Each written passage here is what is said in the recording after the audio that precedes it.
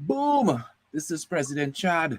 You are watching the United Hour, and this is the EPL Rewind, where we talk about Conte and Tuchel fighting. We talk about what is going on with Manchester United. We talk about Manchester City seeming to be dominating the league already. Everything Premier League right here.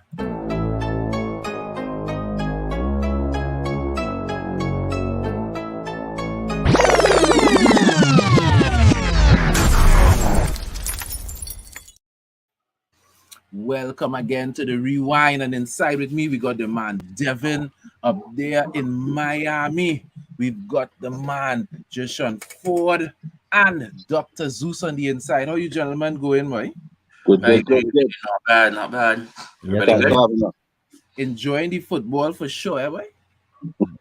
At least somebody is. China. Well, I mean, from a fan perspective, not that necessarily my team didn't have a good week, and I know for people who don't know, for full disclosure, Ford and Dr. Zeus are Chelsea supporters, so they may not be riding high, but I mean overall the football has been top notch. Yeah, definitely. Yeah. It definitely has been entertaining. Week 2 already. Bacana. Yeah, for sure. All right, let's start off the thing. So, first game of the weekend was Saturday morning. We had Aston Villa taking on Everton. Aston Villa didn't really handle the business last week, so they were looking to get some points this week, and they got a watchman. Danny Ings sometimes does score some goals. He does wonder way, boy. This man in getting old. He scored a very good goal. Yeah. He scored a very good goal set up by Ollie Watkins for Aston Villa's first goal. Mm-hmm. And then in the second half, you had Buendia again being set up by Ollie Watkins for their second goal, and they had a Lucas Denia scored an own goal. A very, wasn't very necessary own goal, a very unnecessary own goal. Correct. So Everton, 2 games in, have yet to score in the Premier League for themselves. Mm-hmm. So, I mean, I don't know, guys. I have Everton as one of my teams that I expect to get relegated simply because I'm not seeing the quality. What do you guys think about Everton? I agree So with you. what I was gonna say though was one other subplot that I thought was kind of interesting is you had the Gerard versus Frank Lampard going as well with the ex legendary players becoming managers. So it Yeah. was kind of cool to see the two of them go at it. Okay, and you're like, all right, we'll see who will get first blood. So Gerard gets first blood. We all know that he did very well for his time in Scotland as well. So I Mhm. was actually really interested in seeing how he would do with Aston Villa, and I actually think he's not doing a bad job at all. Um, we know Lampard. He was decent. He was decent at Derby, and then with Chelsea, it did not work out well. Which I know the two other people on the panel will understand that. And so I'm seeing him now with Everton, and it's I think right now he's in a very bad situation, especially losing Richarlison and Calvert-Lewin. We don't know what's going like Calvert-Lewin. I don't know what the situation is going to be with him. So you're doing all this right now. Still a fairly young manager. He still needs a striker in that side badly. So they Yeah, got a couple. They got 17 days to figure it out what striker they're going to bring in. So I think with Lampard though with Everton, I think he reached too high too fast. Like it's not like his playing career. He reached far fast, but managerial is a whole different ball game. I mean, they're just scraping last season, not getting relegated, beating us, and then they had Norwich and some I can't remember Burnley. So they got victories off of them. So I mean, this is a bit too much for Frank Tachu and the gamble. He's going to be the first to get sacked. I will have it as that. I'll have him as the first one to really go. Yeah, yeah, over Hasselhoff. yeah, Mhm. yeah, yeah. I have Frank as my first manager to be sacked as well. I've been saying that for a little while now.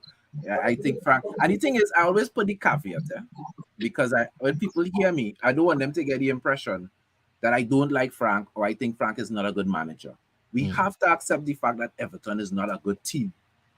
They were right now, yeah. You understand? And if you don't have a good team and then you have an up-and-coming manager, what kind of results do you fairly expect? I don't expect good results, so I expect Frank to get his head, be the first one on the chopping block. Yeah. Ancelotti was there, Benitez was there. I mean, nothing. So if they can't do anything, who is Frank Lampard? And then he lost a lot of his tools. So, Just so gosh, just let me don't talk about Manchester we United have to say big up to Rolly boy. until we reach there. We could only deal with so much depression at one point in time. So the next game was Arsenal versus Leicester. Right? Arsenal were playing at home, and Gabriel Jesus with 2 goals and 2 assists. I'm going to run through all the scores, and then we're going to talk a little bit about the game. So Gabriel Jesus scoring the first goal. Let me tell you something. And that first goal, Superb. it looked like when you're just taking a piss. It reminded me of during Ronaldinho times at Barcelona, when he could do no wrong. Everything the man was scoring. The guy literally just stand up, see the box crowded, and lift the ball over all the players into the fire and the net. It's like, who does that? You know what I mean? And the ball just went in. I like, but who's this guy? I don't know what they give him to eat in London, but wherever it is, well, they had to find out what's going on with our water in London, because Jesus is not the same Jesus that was playing for Manchester City. Correct. Man playing like he's unleashed right now. Yeah. The man went to the barber and said, "Give me the Ronaldo triangle," and that's exactly what's happening right now. So. Right. We had Xhaka scoring a scrappy goal in the box. He was first state, and we had Martinelli with a shot from outside. It wasn't necessarily the greatest goal is goal, yes. The greatest shots, but he placed it well, and it was far enough away that the goalkeeper couldn't come in. Leicester scored 2 goals. When it was 2-0 down, they got an old goal from Saliba. I don't know, again, totally unnecessary. I don't know what he was thinking. The ball hit his chest, bubble into the goal. There was nothing wrong. It's his second ever EPL game, so he still had the little jitters in him, but that youth man's going to go very far. Unless he asks it up. So, who knows? And James Maddison scored an absolute beauty, right, from a very tough angle. Put the ball through Ramsdale to give Leicester 2. Now, they should be told Arsenal was dominant, so Leicester 2 is not really the talking point. The talking point is the turnaround of Arsenal Football Club. Last season, I do not know if you all remember, Arsenal lost their first 3 games. People were talking about Arsenal will get relegated, this, that, and the other. They were the butt of all the football jokes in the football world. After the first season, three games, they ended the season strong. They almost finished top 4 after that horrible start. And now, wow, Arsenal looking like a team reborn. Arsenal back in the top 4. And it has hurt me to say these things. You from my mouth scratching. I don't talk positive about Arsenal. But for one moment, I will not be that guy. But Arsenal, even in last season, you look at them, you will see that what Arteta's vision is on the field. Coming, just wasn't getting results. And Gabriel Jesus just came in like, when you build your puzzle and just missing that centerpiece, you're looking under the couch everywhere, can't find it. Zinchenko as well, just fitting the team seamlessly. Looked like he was there last season. Yeah, and they needed a good left back as well, so they got him and Gabriel, and both of them came from City. Arteta was at City, so it's easier to implement the vision of the bat. Arsenal has always been a running team. They love the one-touch football. They have been that team, and these 2 guys, just especially Jesus, he just slipped in there, and it's like, hopefully it's not the final stone in the gauntlet, and Arsenal just snaps and win the league, but it definitely is trouble. For there's trouble in London right now. I'm not even going on. Can't front on them. Ford, we have a history. Arsenal have a history, not we, of flattering to deceive. Right? They do well, they dominate, and then normally under Wenger, it would normally be January, February, around March. They would be in Champions League knockout stage. They would be deep in the FA Cup. They would be in the top 4, sometimes as high as second. And then March, April, May, every weekend they'll be out of a competition until they finish fourth, right? Yeah. And then after Arsene Wenger left, you found that same kind of thing. They may win a cup. They win 2 FA Cups since Arsene Wenger left, but up and down. Sometimes in the Champions League, sometimes not even in Europe, right? They finished 8th the first 2 seasons of Arteta. Do you think this Arsenal team is going to show the kind of consistency required to finish in the top 4, or should we expect Arsenal to do Arsenal things at some point in time in the season? To be honest, I think they will do some more flattering. They might, flatter us a bit more, a little further into the season. But I don't think Arsenal are the finished product as of yet, thankfully. And so I think that teams that are, like, for example, Chelsea or City or Liverpool, who are, I think, ahead of them, should I say that, in their development, will probably get themselves into their slots and will finish stronger than they will. Arsenal is still developing in their own hodgepodge way. And so I think that they're looking real good, especially with those 2 guys, Gabriel and Zinchenko. They are definitely finds for Arteta. But I genuinely don't believe that the rest of the team is going to support them all the way to game week 30, whatever. I think that they're gonna stumble, and when they stumble, they tend to crack up. And Gabriel and the guy from Ukraine is not. I don't think they are enough to prop that team up completely. Oh my goodness. No, I just want the comments now. What's his name? Josh Rollins. I mean, like, I could be a football fan and I could be a Chelsea fan. I can't be both at the same time. Right. I don't think that statement was towards you though. I think That's that what I was for thinking as Ford. well, too. Oh, okay. Well, I don't know. I think Rolly- that's somebody Rolly's a Ford, personal tormentor of mine, so I got the impression. It was now, but what does the build on what Ford said there? Yes, that's what I said. The Arsenal up with Salini. If that happens, then it would just be the same old Arsenal. But I think that just because he has been there doing his thing for a while, similar to Klopp and Pep before, there was no pressure to succeed immediately. Right. There was even time to build. And I'm not saying they're going to win the title. I'm not going to say they're going to win anything outside of England. But just the fact that they have this rhythm in them, it is very hard to stop a moving train. And it's getting louder and faster, So we just got to keep an eye on them. And, hopefully somebody bonks the pinky toe somewhere and they can't play for like 2 weeks. we'll derail them, man. Time to derail them. Well, I mean, the real test is going to come when they take on one of the big boys. And by big boys, I'm referring to City, Liverpool, Chelsea, and Spurs. Right? Those are how they perform, how Arteta teams perform against those 4 teams is really going to show us whether, because, I mean, the truth be told, they should be beating the Leicester teams. And Leicester, after the performance last season, again, they haven't really done anything in the transfer window, Leicester. And they lost their goalkeeper, Schmeichel, going to France. So Leicester, for me, I don't really consider a big top team anymore. Right? They've definitely become mid-table. So I want to see what Arsenal does against the big boys before I really say, well, yes, Arsenal up there. I hope they do nothing else. I hope they just have flash in the pan with them. Zeus that President Chad did not include a certain team in his big boy list. I find that very instructive. Yeah, that makes perfect sense right now, because for anybody to say that you're referring to is considered a big club right now, not in terms of like a fan base and I'm talking in terms of the football that they're playing right now, you'd be absolutely mistaken. Yeah, but I found it weird.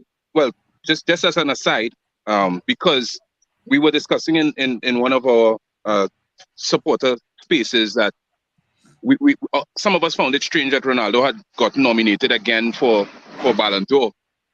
And we wondered, what was that based on, really? I mean, what? The team is in a complete mess. They're just not. And there are all sorts of arguments about, the goals he has scored kept them away from 14th spot and so on. But I mean, we look forward to talking about Ronaldo, and I'll bring that point back to you. I'll bring it back up when we're talking about Manchester United's game. So Brighton took on Newcastle. Newcastle has kept 2 clean sheets. Now, is that a matter of how good Newcastle's defense is, or is that a matter of how bad some of these other teams are? You know what I mean? Well, I think Nick Pope had an absolute worldie of a game.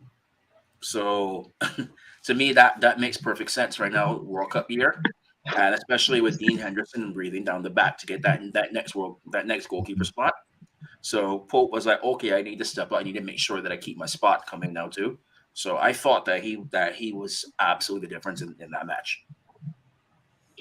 Yeah, well, I mean, right. It's a 0-0 people, so I don't think you'll expect us to talk much about that. So moving on, Manchester City versus Bournemouth. Now, I mean, Erling Haaland started off the game with an assist, and a really good assist at that, falling down, passing the ball to Gundogan, who scored. The game ended 4-0, so the scores were Gundogan, Kevin De Bruyne, who also had an assist, and Phil Foden with a goal and an assist, and an own goal from Lamar. Right? Now, we want to talk a little bit about this from the perspective of Bournemouth as well. We don't want to focus too much on City. City doing what City does. The only thing I want to say, that second goal from Kevin De Bruyne. That was brilliant. No, that guy is from the outside of his foot around all the players in the box and in the corner. That's just advantage. Kevin De Bruyne is you want to good. Yeah. He different right now. He different. Man is built right? different. And I think that team with finally having a focal point, finally having a number 9, it's scary. Yes, it's scary. It is. It is. The only thing that could help us, and by us I mean the rest of teams in the Premier League, is if City have a hard time playing European football and domestic football. That is the only thing, because this team is running like a well-oiled machine right now. No, well, they have the depth, except the number 9 position. We've seen they could play without the number 9. So this they have a youth man from Argentina that in starting to sweat. Alvarez in thing, but this Haaland boy, I mean, this guy is just. So imagine you have Kevin, who's not a human, and you have this guy to build somewhere in Norway, and this guy is just, the man could have scored a hat-trick in the first game. Honestly, I mean, I'll say things here and people won't like me, but just put City name on the trophy. There is no way anybody's going to beat this City side. So do you think they lose a match along the way? If they do you think they lose a match along the way? Yeah, but they were getting bogey games in between, which is expected. They'll get the bogey teams in between. But with a team like that, you've seen the last few years, they either side of Liverpool winning the Premier League. City may lose one game, but you have to keep on point. You draw, they're gonna win. They're gonna win. They always hungry. Every game they play as though this game has to clinch to the title every single game. And having that point of Haaland there is just out of the world right now. That guy, I don't know, boy. I don't know. You know the crazy thing with Haaland, that a stat that I read about him yesterday, he only had 8 touches of the ball yesterday. And yeah, if you think about the first touch was an assist. So that same thing I think. So the first touch was the kickoff, and then the second touch was the assist. So that's to show you how effective and Pep has this team running. When you pass the ball, it has to be either to control, then pass, shoot, or pass immediately. And how are you going to beat this team? Bournemouth, I surprised they only got 4. honestly, I surprised they got. I saw someone bet with a bet Haaland scores a hat trick, and that wasn't out of the way. Imagine that. We reached a Yeah. point where they don't even a weird bet to make anymore. So what are you gonna do with the City side? There's nothing short of a miracle gonna stop the City side right now. In England only. England only.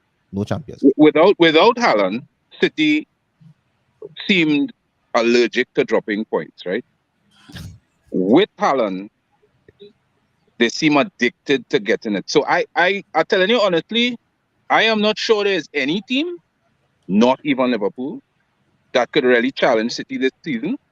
I don't see it. I, Yeah, go I don't ahead, see it. finish your point. I don't see it, and I'm saying that just I can agree with what Zeus is saying. Just give them the trophy and let the rest of us practice for the rest of the games. The one thing, let me tell you something. I said this before, and I will say it again. The big spanner in the works is the World Cup. Yeah. Everybody, especially the top six teams, have a lot of players going to the World Cup, and the lesser teams in the Premier League are still good enough on the day to run at any big team, and they would have fresher legs and more motivated players. Because when you sit on home watching football for 2 months, right, the world's premier competition, and you telling yourself as a baller, boy, I think I better than that man. They're gonna come out hungry. And this season is one where it is not how people start. You see what happens after the World Cup? Mhm. What injuries people may suffer during the World Cup, whether fatigue will play a part. I mean, Haaland is not going to the World Cup, but most of the other players on the City side are. Mm-hmm. So we're going. This is and Liverpool. It's not just for City. Liverpool, Chelsea, everybody. Everybody have the So the question is going to be how the big teams that have a lot of players in the World Cup, how they manage, how they rotate.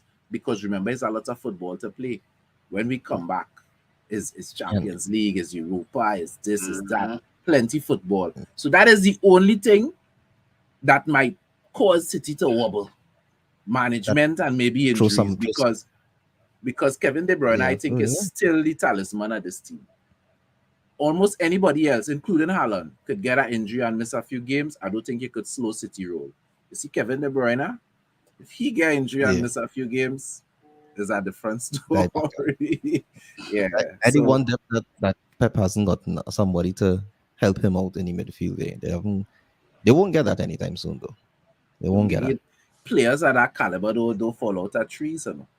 Well, I It's a mean that different Chelsea type of product player. again. That Chelsea product Um, again. Bournemouth has played 2 games. They have Yeah. won their first game. So at present, they sit 11th in the table. All of the teams, all of the promoted teams have points on the board, right? Mm. They sit Nottingham Right. Forest, Bournemouth, Fulham. Um, but what do you all think about Bournemouth? Do you all think Bournemouth going to be around, or do you think Bournemouth going to end up in the relegation zone? Hmm. So right now, I think there's two teams right now that pretty much are going to be in relegation zone. The third one is up for grabs, and so I think Bournemouth is one of them. I also believe, as of now, because the transfer window is not over yet, I believe Everton will be the next team in that relegation battle now. So I think those are two of the ones locked up right now. The third one is up for grabs, in my opinion, because I think Southampton and Fulham are going to be fighting for that. And depending on, well, and I hate to say this right now, if there's not a big change at United, they could potentially be that far as well too. So, but we shall see. As in relegation, Devin. So Yeah. yeah, I was saying that I think there's two teams that I have a feeling are going to go down already. Um, but yeah, I think the Southampton and Fulham are going to be interesting out to see for who stays up between those. But I feel one of those two teams will be going down.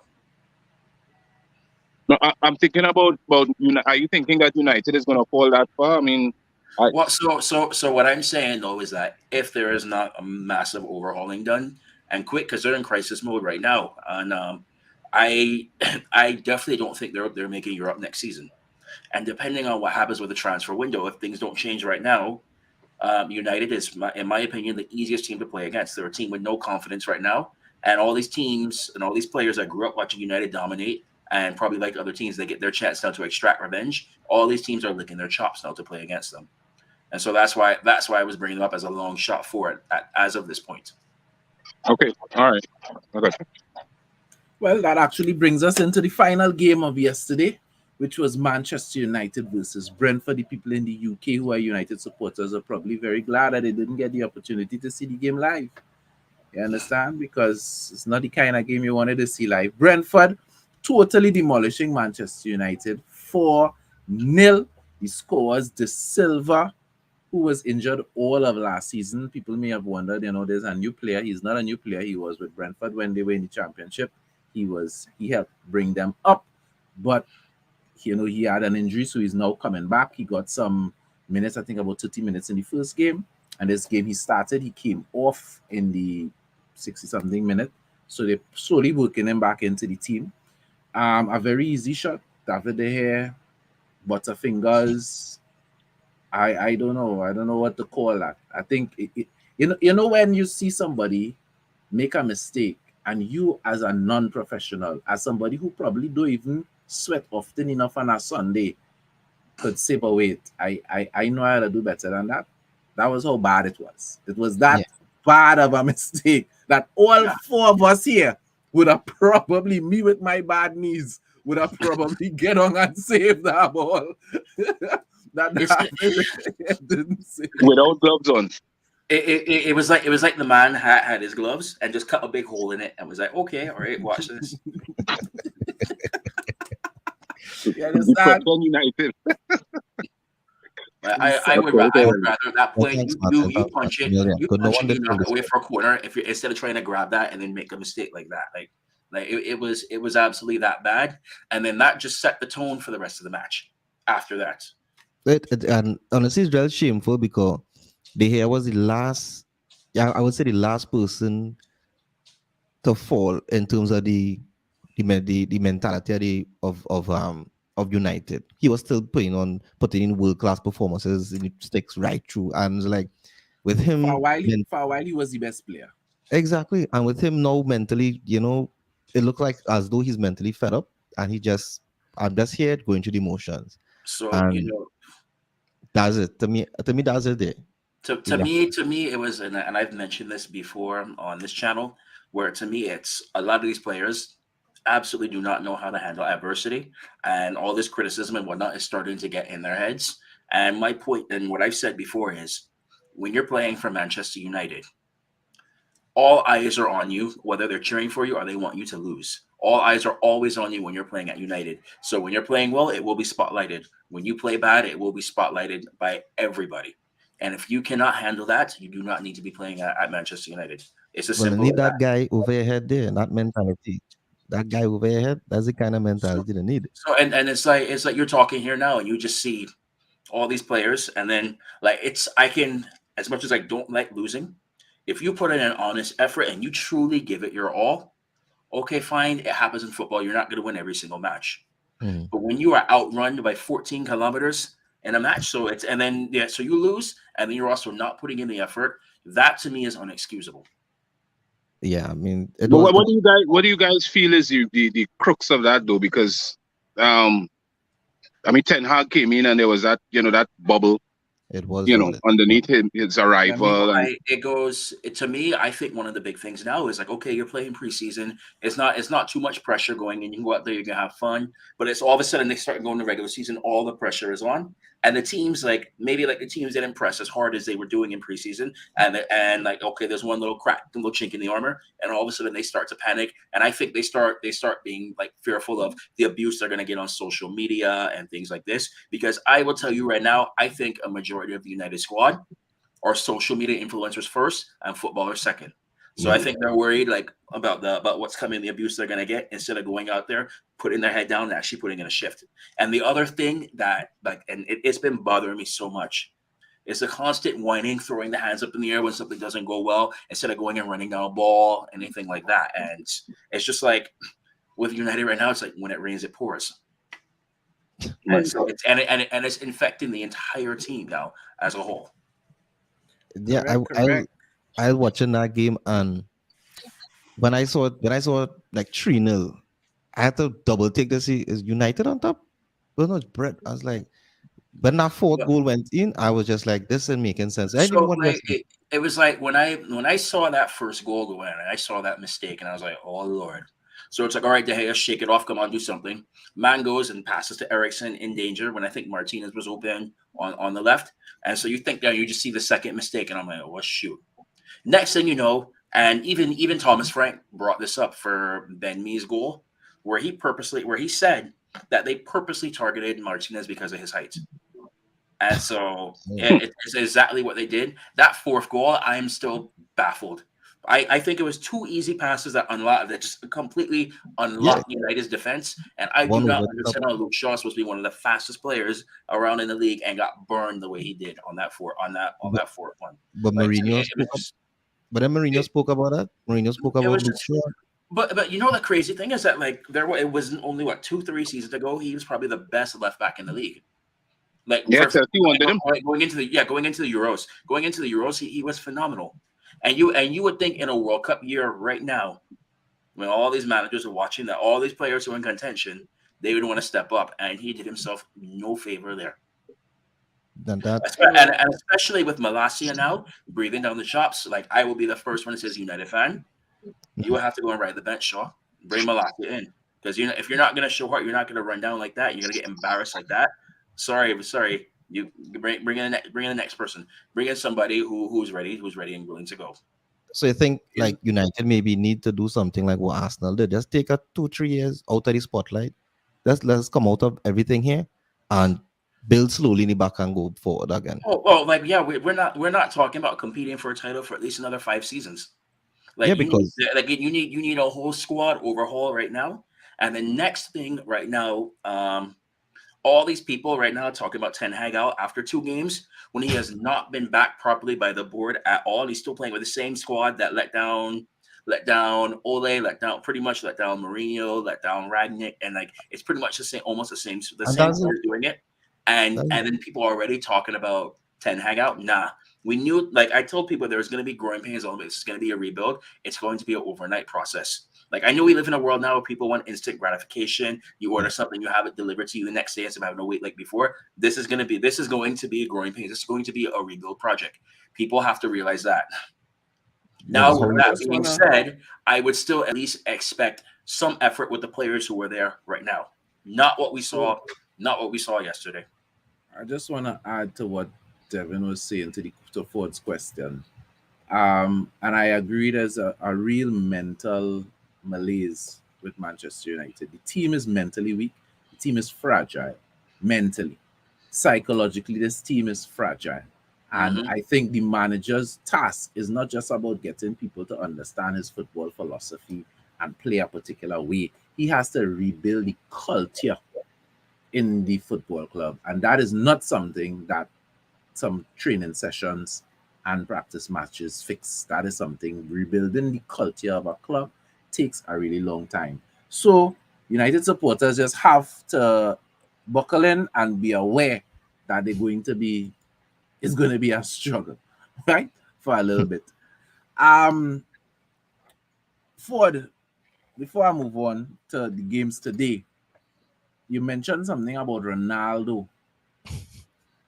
As somebody, on the outside, and I say on the outside meaning not a United supporter, what is your impression? Because I know at one point I was hearing some noise that some Chelsea supporters would not have mind bringing Ronaldo across.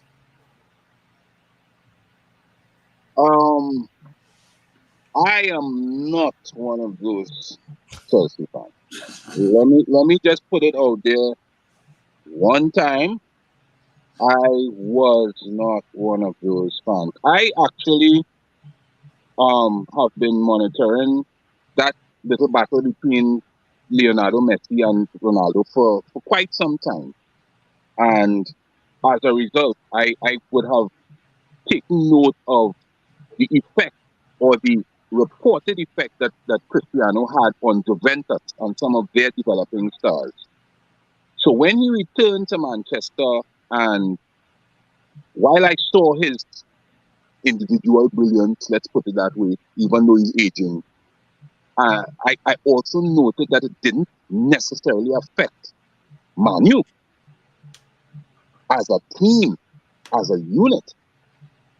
So when the rumor began to circulate about him coming to Chelsea with our internal problems after Lukaku's departure, with our manager being who he is, I felt very, very, very afraid because I felt that he would only create a bigger drama. We say bacchanal. I feel that it would have been dangerous to have Cristiano at Chelsea at this time. So I was glad when, it seemed that whole rumor died. Well, it ain't done yet, you know. Come now, man, don't do me that. It's from my perspective, no, I'm a Christie fan through and through. I love the guy. The guy scored 24 goals with that United team and they went nowhere with it. I just looking at purely numbers. I'm not going through the dressing room, SU, etc. I'm not going through that. I'm looking at the numbers. Man scored 24 goals. How much assists he had with you? I can't remember. So he had 24 goals with that United team. Look at where Chelsea has that final third. We're having a problem with the taking advantage of our chance. We're getting big opportunities. Today's game shows that, but we're not getting that finishing off. No, I'm not saying he's going to come and automatically is going to change, but 24 goals in a season for just first season he came back at United compared to our top scorer last season. I mean, is a big golf day. Even if he just stands in the middle and just waits for the ball, whatever he does, I think that having that caliber of a player, because Lukaku is not that player. No matter the talk he may talk, he's not that player. He doesn't have it in him. And for a guy to have 100 plus goals in Syria, EPL, in his La Liga, in Champions League, International, he has all these 100 plus goals. You would get that level of experience. I mean, look at Zlatan. Zlatan has the biggest ego problem in the world. Like nobody has a bigger ego than him, and he literally carried AC Milan both on and off the field. To Syria title after 10 years. Yeah, but Christian carrying nobody but himself, and I'm saying that at the end of the day, Christian gonna carry Chelsea. Who's the second highest scorer for United last season? I don't know. I don't follow United. What I'm saying is that I'm looking at it, Zeus, more from the standpoint of, okay, so Chad talked about the emotional makeup of the United team at this time, right? Mm-hmm. And how fragile they are. Mm. Coming out of the ban and the issue with the change of ownership, and I think that even just touching the pulse of our fan base, we are also in a kind of ticklish emotional place.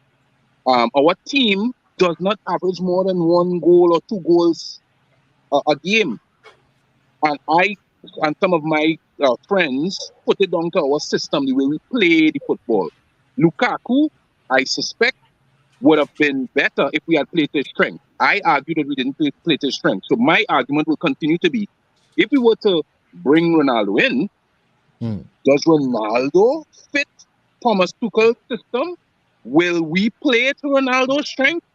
And if we don't, and he becomes frustrated, what effect would he have on other developing players like James or anybody who's coming through that team? I really am very, very afraid of a transfer like that. No, yes, we had the PTSD from Lukaku. He started sitting me wherever. I'm not saying no, but I don't think he's gonna end up at Chelsea. But just the fact that he's been mentioned, at least because I know him and the owner and his agent met a few times last month. So I mean, again, I just saying, nobody is bigger than the system. You're supposed to fit into the system. If you're not getting whatever service you need, then find somebody to tweak it. And that was Lukaku's problem. The last few games he played with us, he tried to drift off and collect the ball wide and come in, but it was too late. Too late was the cry with him. And no, Ronaldo is not going to drop into the system with us. He's at this point in time, at his age, he's not like the other name you mentioned playing in a weaker league. He's in EPL, so he cannot start, and he's not the kind of guy to come onto the bench. It come like similar to Hazard. If Hazard comes back now, would we take him or won't we? It's the same thing. Who's he gonna strangle? Stifle coming on. So but we need that. You say the fan base with us, they are divided. Look, Sterling was a big division. People didn't want him, people didn't like him, but we can't. Anyway, well, No, I will definitely have you all on. Well, Zeus is gonna be with us most of the time. And another game when we another day when we focus in, we're gonna talk about Chelsea extensively, but I want to talk about Sterling when we're talking about Chelsea extensively. Because but today wouldn't be that day because we have a lot of other interesting things went on in that game. So we're gonna be talking about Sterling today. But I have some questions I want to ask some Chelsea supporters about Sterling, boy. I've been waiting a long time. So we had Nottingham Forest playing West Ham. They lost their first game, but they got 3 points today against West Ham. It was a 1-0 victory. Goal scored by Awoniyi. All I have to say about West Ham is, if it is you want to see how to lose a game of football or how not to win, watch that game. West Ham hit the post. Yeah, boy. West Ham missed a penalty. West Ham thought he was playing rugby. Yeah, West Ham had so many opportunities to at least get back in the game and possibly win the game, and they found a way to lose the game. So I mean, all Nottingham Forest look good. They didn't look like they didn't deserve to be in the Premier League. So kudos to Nottingham Forest, right? Getting 3 points, getting points on the board. But West Ham seemingly like they wanted to give Manchester United company at the bottom of the table. I do have to say though that I thought Dean Henderson played with a man like he looked like a man with something to prove. It was like he watched Nick Pope yesterday and said, "Yeah, boy, watch this." He said he come in penalty. So he saved the penalty. Like that shot hit off the post. I think he tipped it off the post, and then he also got up to make a second save right after that. So I do have to give credit to Dean Henderson there. Because I can tell you as a United supporter, when he came out and he made all those comments he did when he first went to Forest, we were like, nah, that ain't it. But he stepped up today and he looked very good. So I do have to give him credit there. But I have him written on here. To speak about Henderson, the man, he's the guy you're supposed to keep. That's the guy. That guy was superb today. And Rice taking that penalty was just very, very much weird. Anybody else could have taken that. Literally anybody else could have taken that penalty. But and I mean, Rice is one of the most consistent players. He's the captain of the team. I think he was taking the penalty because West Ham also is missing an out-and-out striker. Yeah. Michael Antonio was a midfielder that Moyes repurposed into a striker, and he does okay, but he's not a dominant number 9. And I think nobody else stepped up. So he stepped up, and well, next time they get a penalty, we'll see who takes it. Definitely. Well, but West Ham losing their first 2 games. All that being said, I don't think this West Ham team is that bad. I expect this West Ham team to finish in the top 10. So it's just a bad start, but they'll catch themselves soon enough. And now we're going to be talking about the game of the weekend, which is Chelsea versus Spurs. The game ended 2-2.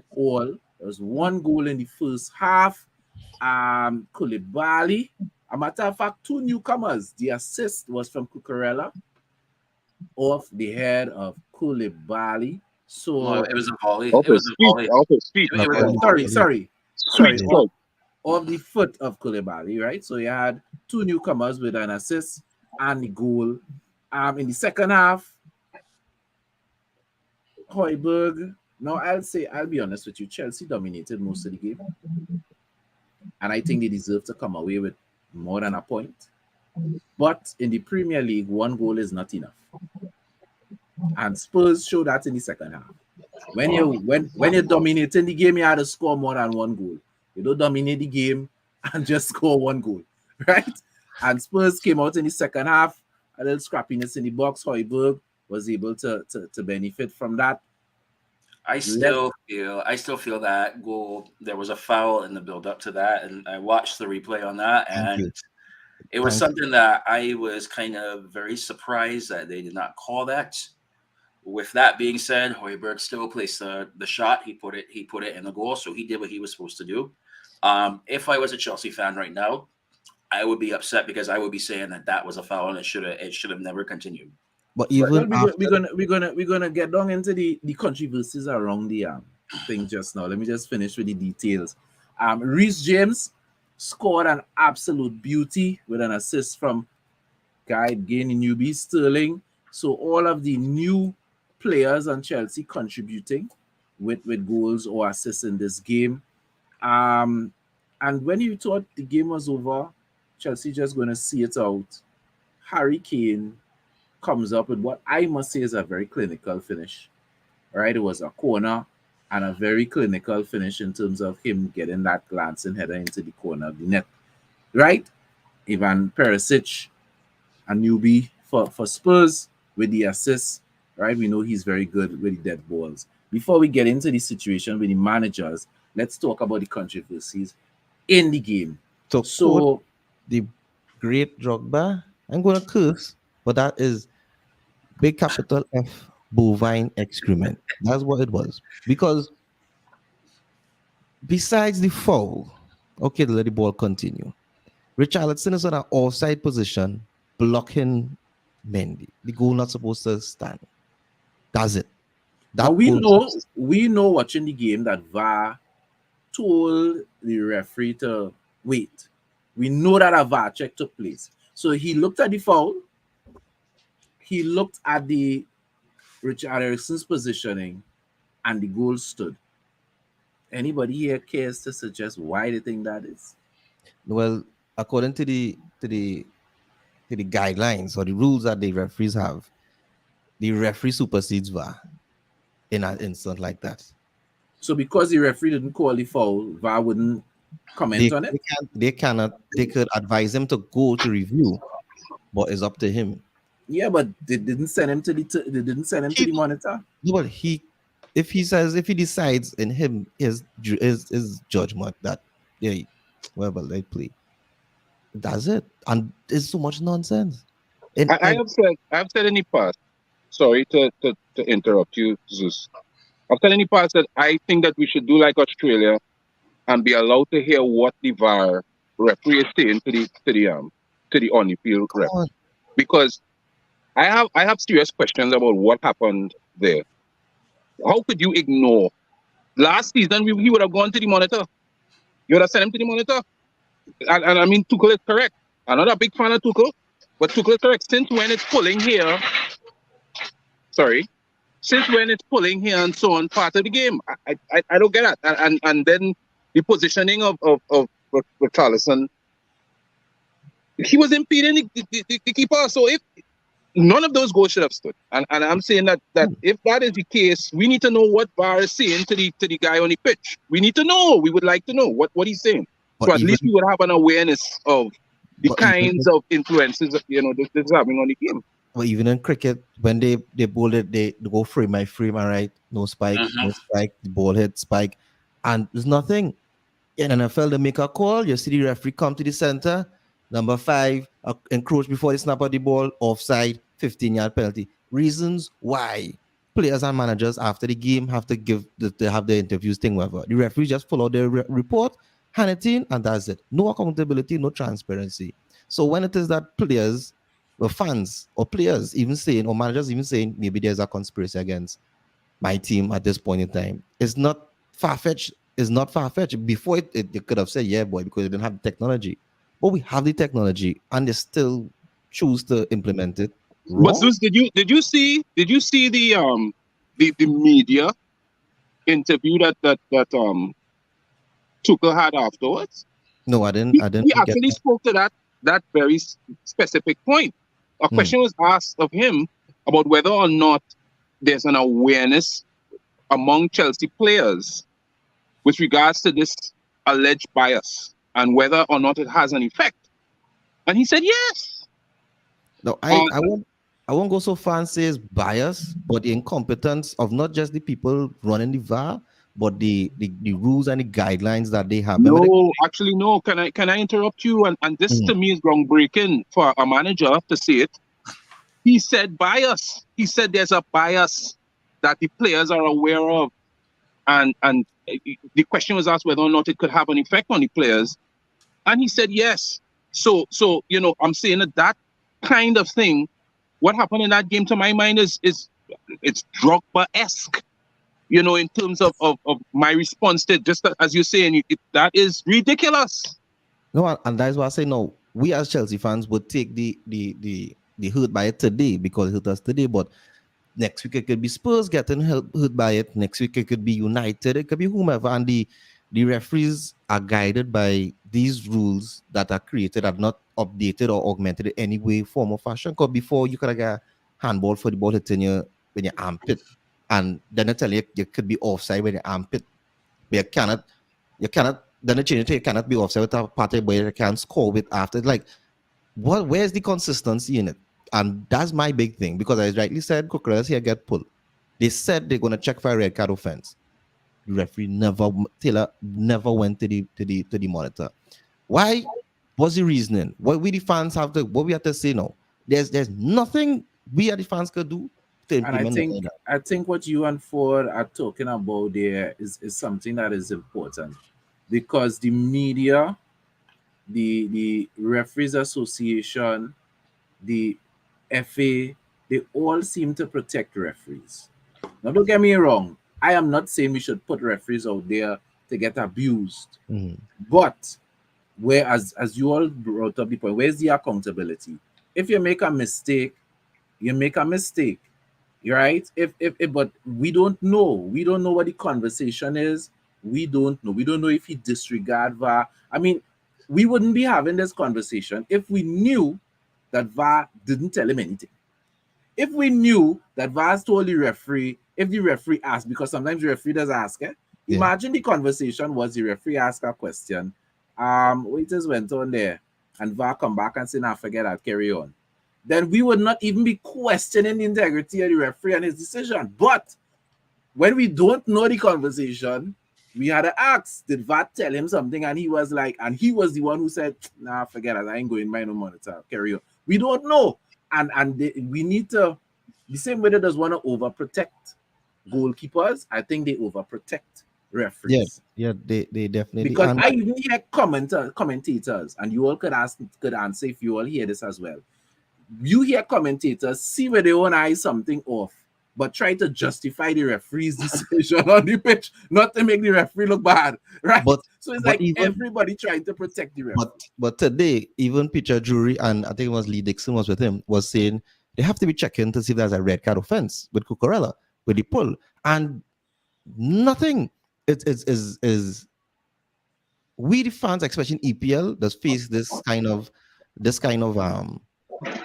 questioning of VAR continuously, because when you look at other leagues, even international tournaments, as I was speaking to someone today, when these kind of situations happen, it is almost immediate. It would have fall before, blow off thing, whatever. It had a hair pulling incident, take it off. One of the few times I ever remembered FIFA actually rescinding a goal was Trinidad versus England when Crouch pulled Sancho's here. So on books is 1-0, right? So why it is that they can't, I know they would never do it there, they pull back that corner, because if the foul happened before, which means it had no play, the whistle didn't blow, there was jostling for position, then the ball played, then the hair pull, so then obviously the infraction happened while the ball was in motion, so not supposed to stand. So where is nothing? And I know some people will say, oh, you're Chelsea man, you saw that thing, and to them I would just simply say, when it's your turn, don't cry. Because that could be the difference between your team getting relegated, winning a title, going to Europe, and then you want to cry. You see, the thing is, this is not a computer generated decision. This is human error, if I might inject that word. And I'm saying that, and you're quite correct. This could affect anybody. And the effect could be so pivotal that it affects a season Yeah. and a title run, let's say. What if So Chelsea there finish? needs to be more. There needs to be more Sorry. There needs to be more consistency. Mhm. I want to propose that there needs to be more consistency for VAR to really become the go-to, backup referee. There must be consistency. If there's not consistency, then we run the risk of becoming the next Syria scandal. If you want to put it that way, where we might be arguing that VAR is being influenced by some third party or fourth party. You have to be consistent. You have to be able to pull it back. You have to be able to make these referees more accountable. Keep them in line with the rules.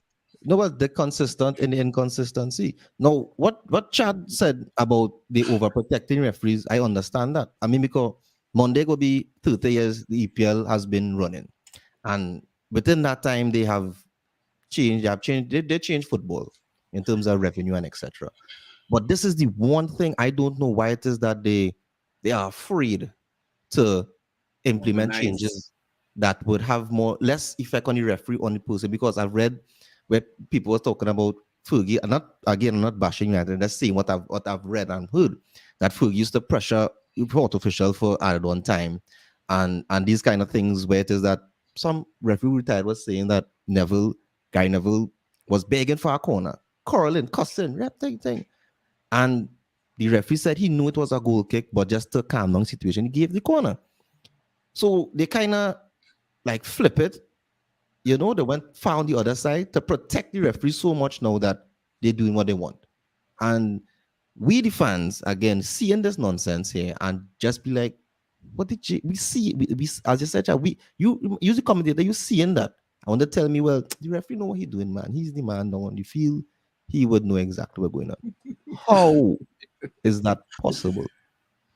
Why? So I wanna elevate the conversation to the situation with the managers. The two managers ended up getting red cards.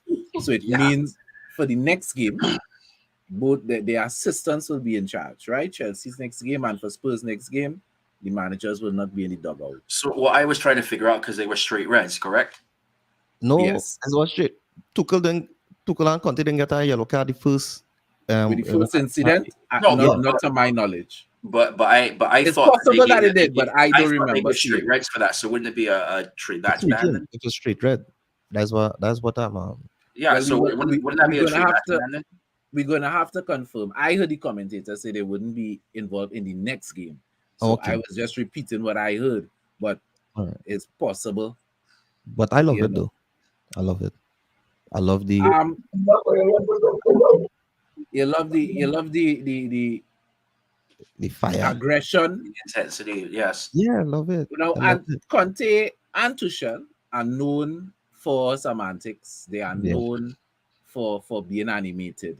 Mhm. I think Tuchel initial angst was with Conte coming to celebrate too close or maybe in the Chelsea area. The matters cut here. So I read in here, both Tuchel and Conte got yellow cards in the 71st minute. So All right, so it was two yellows. No, yellow. but no, I think the last one was straight red because I didn't see a second yellow. Oh, I you didn't didn't see see a pull out a second yellow. well, Well, then, right, that's what I know. The lad, it was Oh. straight red. So but- right. But what that means in the long term, we'll see. But I love it. I love it. Last time we haven't seen the Premier League like this since Mourinho was in here. It is like that kind of, as a fan, as a player, you seen your coach guy, so you're like, I play for that man, but I go there and Yeah, bleed of for course. that man. So after Tuchel found Conte was encroaching in their area to celebrate their first goal when it was 1-1. Tuchel made it a point when Chelsea scored to run across the Spurs area, run down the road, right? So it's like, you do me that, I gonna do you this. Did Right? you see what Conte put on his Instagram after that? No way, but Oh, Chad, check your message, see if you can put it up because I sent it to you. It's if you can get it, put it in here right now. It's interesting because the feud is still going on now. no, I would like to see that. but I love this boy. Well, I mean, we had the Wenger and Fergie, yeah. and Fergie, you had Mourinho and everybody basically, everybody Fergie Mourinho want to be with. And now you have two extra as a Chelsea fan, I ain't gonna lie, we used to love Conte. I thought we used to love Conte energy. I might say going energy on the side, boy. You know, Still just love like him. Still love him. Still yeah. love him. I honestly thought that if the game had finished different, like if Chelsea had won, they would have still like maybe chanted his name at the end because the love for Conte is still there. But boy, it's been a while. It's been a while since I see something like this. So, To be Chad, honest, are you able to post the photo up in here right now, or do you want me to read it out right now? Yeah, you all go ahead and talk it coming. to be honest, I want to say that I am perturbed by it. I mean, maybe there is grounds for. I mean, based on what Zeus is saying, that magnetism, that loyalty drive that you get when your manager seems to be fighting for you with everything and you're willing to take a card for you. Okay, I could see that. However, I am. Oh my goodness! Oh, Yeah. oh my goodness! Oh my Yeah. goodness! Yeah. Oh my goodness! We had a circle. There's Antonio, what are you doing? we had a circle that day, boy. It's a big game. What are you doing? Yeah. Okay. Okay. Well, all right. So I'm gonna retract everything I just said. I feel I would do it too well. I would take too I'm well. gonna thank you for putting that in the chat. You know, you saved me from putting my foot in my mouth. Go get him, Thomas. Go Yeah. get him. Go get him. This is. I mean, everybody going to talk about this for the next few days, but I don't Yeah. football until the following week. So this is Oh, going to be. this one gonna happen for especially next time that the two of you Yeah. play. Yes. Oh, Yes. Yes, let's see Mourinho run straight down the touchline. Yeah, Martin. Thanks. Yes. Both got reds. Yeah. Now this Yeah, was. somebody sent that to me just now, and I was like, that can't be real. So I was on my phone looking it up, and I was like, oh Yeah. my god, it is real. You know, it talk about after you come off and you shower, you cool down.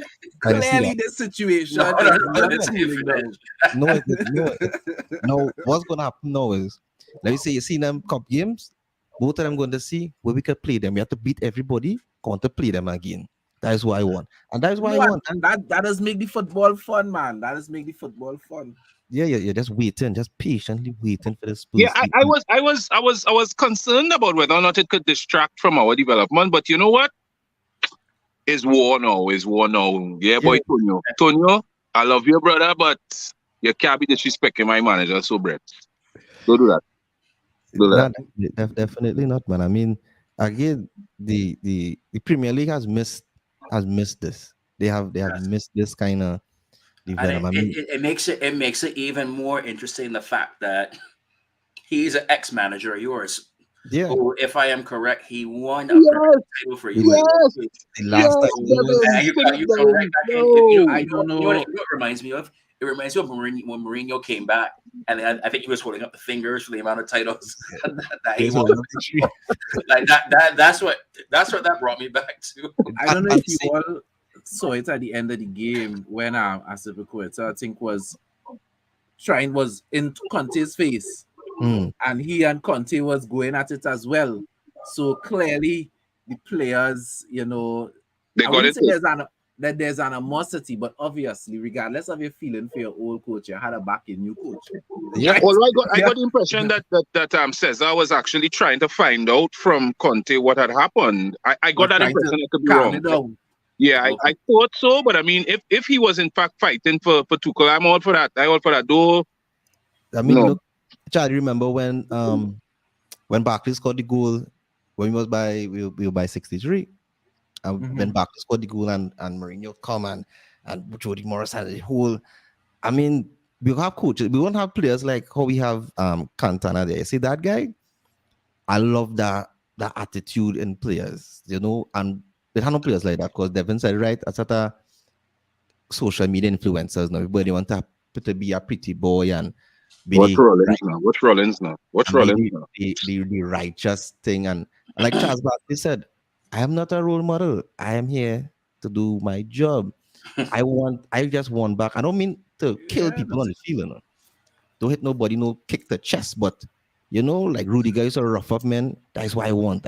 Nobody I mean, that is what I need. That's what we need. Look what we're talking. We draw a controversial game, and the game and even take the headlines. Definitely it wouldn't be in the headlines tomorrow. the headline going to be the headline's going to be the stuff for the coaches. Somebody will have it superimposed, or they have like a boxing lineup with them going like head to head. Something like that is going to be then. You all wouldn't believe I wanted to do that. I wanted to. That is what I wanted the thumbnail for the program tonight to be. But I just didn't have the graphic skills to pull it off in the short space of time that was required. If I was Tuchel, I'm printing that out and sticking that on my office, and I want to come on top of you just to say, well, look where we are. He tripped and fell. His team fell down. Which way we are? We are on top of them. Some kind of thing. And pass out the players and say, stick that on your locker. Bulletin board material. So, guys, let's take a look at the Premier League standings for all Manchester United supporters. Turn away now. Turn away. It's not happy viewing. Manchester United is literally holding up the league on -5 goal difference, 0 points after 2 games. And have yet to score a goal themselves as well. Correct, just like Everton. Everton hasn't scored a goal either. So West Ham is also there with -3. Crystal Palace, who play Liverpool tomorrow, please go on Monday. We don't know where they may be. We don't know what Liverpool is going to do, but more likely than not, they're not going to win that game. That game going to draw as well. Liverpool going to draw that game as well. Well, we have a prediction of some drop points for Liverpool. You see how right you are. So this is what the table looks like presently. Liverpool down here because they played 1 game, but they only got a draw so far. So they are in the bottom half of the table for now, but we know it's early days. Let's look at the top half of the table. And okay. Oh God, Chad, what are you doing? Come on, Chad. We know that was no mistake. Graphics man get in trouble there for spite, boy. a man said turn it upside down. We are top. Yeah, pretend it's Stranger Things when the upside down world. Exactly. Yeah. For sure. God. So we have Manchester City running out on top. Arsenal as well. Only 2 goal difference separate them. Brentford. I think all Brentford fans and supporters and players would probably want to take a picture of this and have it up on their wall. They could say, no, we were third in the Premier League at one point in time. Spurs winning, getting a draw today, winning their first game, so they're on 4 points. Newcastle also doing well. We have some people strange up to these heights. Leeds up here, Brighton as well. Let's see, Nottingham Forest 10th. Let's see how those things progress. Chelsea 7th, 1 win, 1 draw, goal difference of 1 so far. But Chelsea's performance overall today was very good. If we're honest, Chelsea's performance was good. Reece James, I don't know what to say about that guy, but Reece James is on another level. World class. Nice, good. He's the 1-2 best right back right now. Him and Cancelo fighting for that 1-2 spot. I want to Trent Alexander-Arnold argument inside of there. Thank you, Zeus. Thank you. You're not gonna get any arguments from me. I personally think Trent is overrated. Because he gets going forward. He's like Alonso, but on the right. He could play a good cross in the box, but you look at who's on the end of it. But his defending is abysmal, which was exposed in the Champions League final. Yeah. So definitely. And it was exposed in the first game of the season. That too. Yeah. When Mitrovic make him look like he was 12. I want to ask you all United guys this. Now, this is something I've spoken about this with Darren before, Chad. Graham Potter.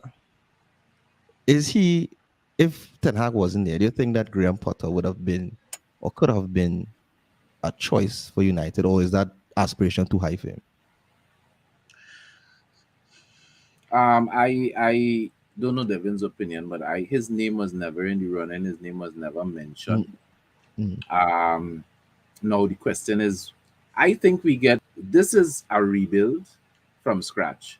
A lot of people was hoping, and I think Ten Hag himself was hoping that this wasn't going to be a rebuild from scratch. That this was going to be, I get the team in a low point and I just take them up some gears, because in his first press conference, Ten Hag talk about this same team and these same players finished second and third. So the team he doesn't think the team is as bad as is being put out there publicly. I think he recognizes now that yes, this team is that bad, right? You didn't think so, but now you're getting it, so. the reality in your face.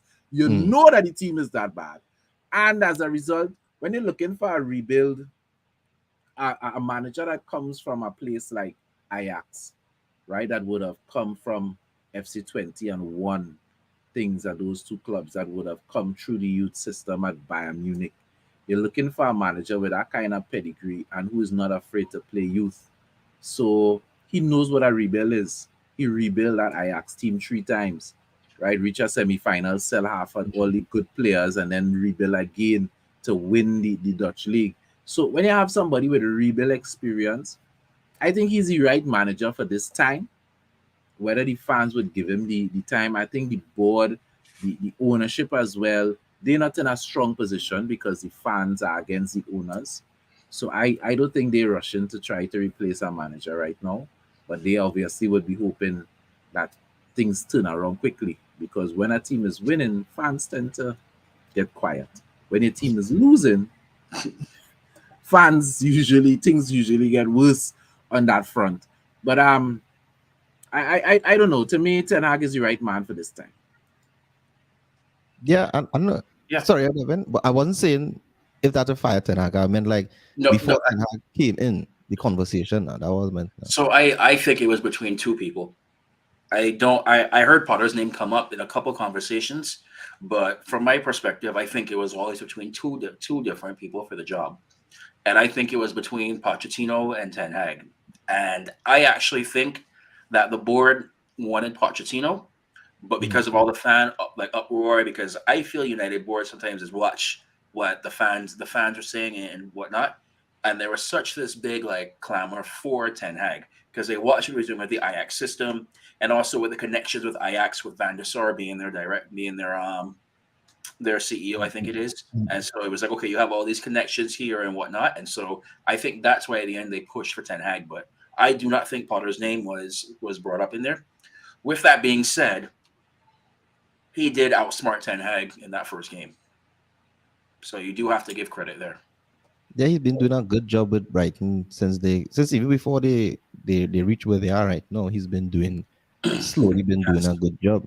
I mean, even if Moyes was never by you all as well, I think his name may have jumped in. But I mean, I'm not a United guy, but I have enough United people around me, and I listen to the conversations. And United is not a team to bring a coach like who have limited experience, as I said, Jad, like with Lampard. No disrespect to Lampard. I mean, again, he just get the job because maybe he's a legend. I'm not saying that, but at United, as you said earlier, Devin, when United losing, everybody watching, and the winning, they watching.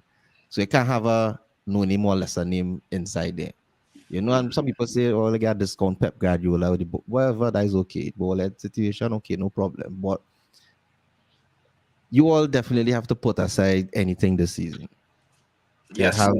It have no nothing.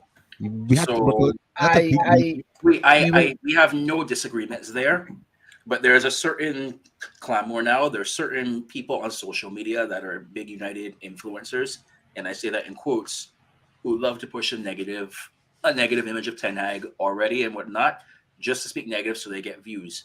You get social media clout, as I like to say. Well, yeah. And so it's also you have to figure out to separate, I say, fans versus supporters, because you have some people right now that I do not understand this is going to be a long-term project. And so anybody who's saying Ten Hag out already, I have learned how to have selective hearing. So sometimes I will not even devote the energy towards them, because that, in my opinion, that is a lost cause, because you could try to explain to them left and right why that is not the way to think, but they are so set in their ways, it's not going to change. So you know what? I let them be, and I focus on the ones who actually know that it's gonna be a long-term Yeah, project. I not into that. I won't. I've met anyone who sent Ten Hag out. I've seen the Ole in though. I've seen, I've seen the Ole in, but now Ten Hag is a decent coach, nice guy. I thought Van de Beek could have been getting more stats under As him did though. I. Yeah. But I mean, because that's McTominay and Fred midfield. I mean, they have the energy, like they have the They have the heart. They have the heart, but they don't have the skill. yeah, like Yes. bless his heart, So it's- bless his heart. You have a good intentions, but nah, you can't be here like right now.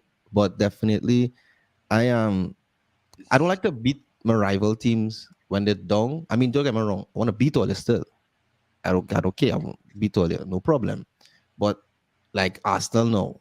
I want to beat Arsenal here real bad. That's the you're not dose of reality. That's to let them know, yeah, well, they're looking good, but London's still blue. Other side, but you all know, yeah, I want to win, but it come like I play my train and them. Uh, when I might score one goal, but when I beating Daddy today, you know, I'm missing that. Chelsea right now in a limbo. You're missing we a not real rivalry. yeah because we not as good right now as City is the only team We else we not good as next Liverpool. week. Mm. Yeah, sorry to cut you across. Yeah, no problem. We're looking to shut it down. We have definitely crossed over our mark. So the game tomorrow, we will be touching on that next week. Next week Sunday.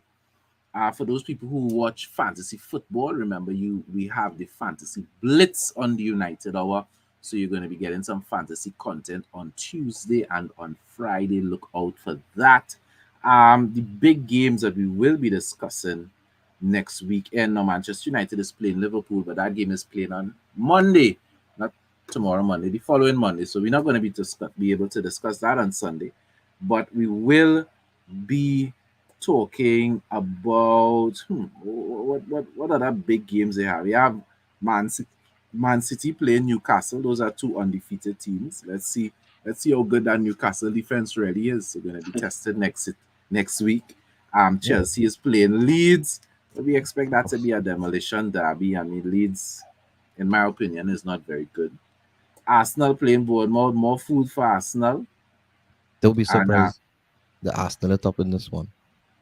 Don't be Yeah. surprised. Don't be surprised. I'll not be And- surprised.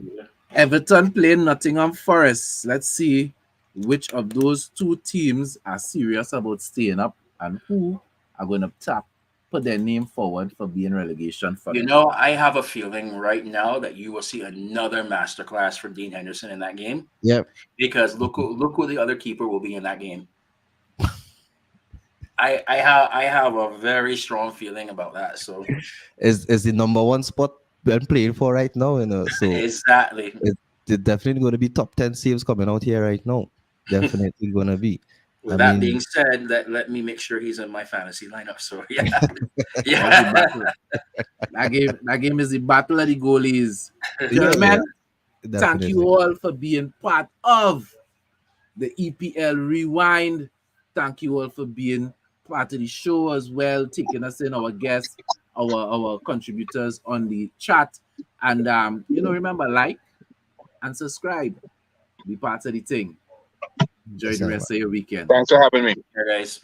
Yeah, man. Support the Good night. United Hour. Click that like button and subscribe.